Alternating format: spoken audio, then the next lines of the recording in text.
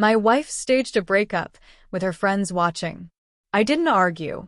I said, "Done. Enjoy your freedom." Their laughter died instantly. Her voice was louder than usual. Not the gentle tone she used in private, but something exaggerated, pitched for an audience. I stepped into the living room and saw them. Her friends arranged like judges in a circle, wine glasses half raised, eyes already waiting for the show. She stood in the center, arms crossed, a smirk barely contained. "You know what? I can't do this anymore. I'm done." The line was delivered too cleanly, too rehearsed. Their giggles filled the silence like hyenas circling. I looked at her, at them, at the way her hand trembled around the glass even as her mouth tried to shape confidence. Something inside me cooled instantly. I didn't plead. I didn't even blink. I only said, "Done. Enjoy your freedom." The room shifted. Their laughter cut short, as if someone had slit its throat mid-note. Silence thickened. I turned, walked to the door. No raised voice, no argument. Only the sound of glass clinking nervously as her audience realized they weren't part of a comedy but a tragedy unraveling in real time. And I left them to drown in it. The ride home was quiet, not because there was no noise but because my mind was still replaying hers. That wasn't a breakup. It was theater, a performance designed to humiliate me, crafted for her friends' amusement. I could feel it in the exaggerated way she delivered her lines, the way their eyes darted between us, waiting for me to explode, to beg, to cry. But I gave them nothing. That unsettled them more than any outburst would have. Still, beneath my silence, suspicion began to root itself. Why stage it? Why not just end things quietly, honestly, unless it wasn't about ending? Unless it was about entertainment or control. I thought about the last few months. The late nights, the guarded phone, the sudden bursts of unexplained laughter behind closed doors.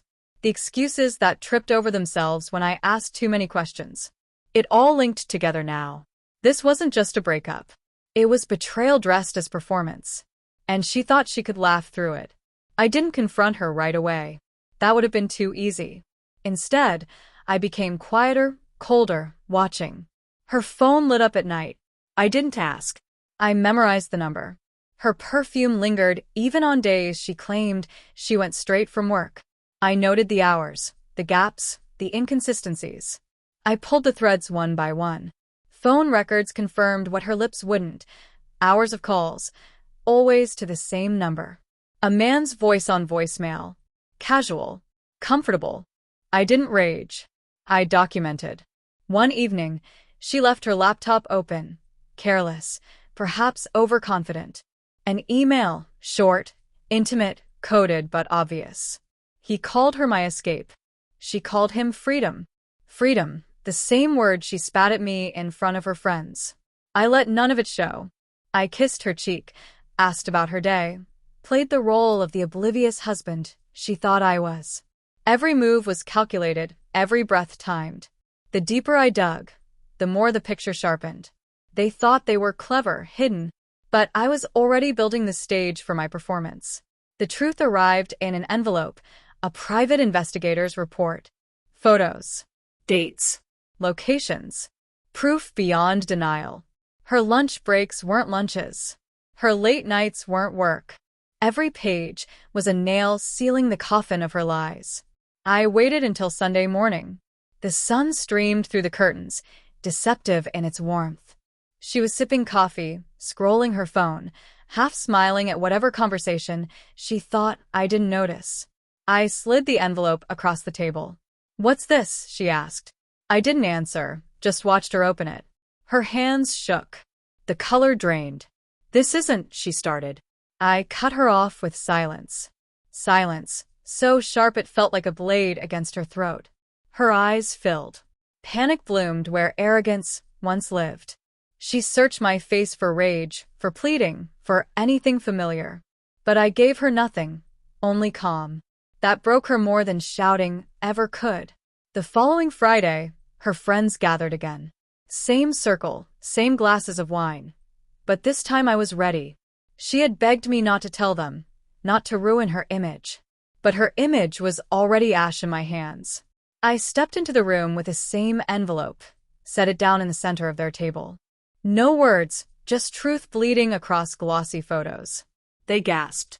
One muttered her name like a curse. Her face crumbled, horror replacing her staged bravado. "This isn't," she stammered. But her friends didn't laugh this time. Their eyes cut her down sharper than mine ever could. I stood calm, collected. "You wanted freedom," I said evenly. "Now everyone knows how you chased it." And I left her there, drowning not in staged laughter but in real shame. The house is quieter now. Too quiet, some might say. But silence has become my ally. She texts sometimes, apologies that read like confessions, please wrapped in regret. I don't respond, because the truth is simple. She wanted an audience. She got one. But in the end, the performance was hers to endure, not mine. I gave her exactly what she asked for, freedom. And the final act belongs to me. I don't need applause, only distance. Final line. Her laughter ended the moment I stopped playing the fool. And in that silence, I finally heard my own freedom.